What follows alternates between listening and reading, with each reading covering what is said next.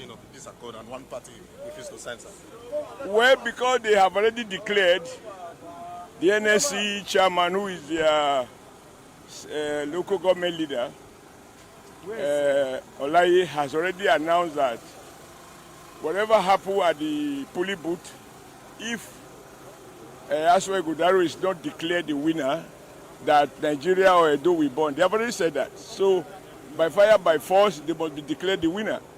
And so, if they've taken that violent part, they cannot sign to peace because they do not believe in peace. I mean, it's very clear. Now, he was under federal might. He won election in 2016. We ran against each other 2020. He won against federal might. This time he's talking about because he, with his eyes open, when we denied him ticket in APC, he went to PDP. He went there and destroyed the PDP, split it. They now have what I'm sure you know they call legacy PDP. This is his deputy governor. He has left it to join AP. So it's like an old goat whose children has run away and is now in the cold. So there is nothing you are going to tell him. He knows that there is no miracle for them to win.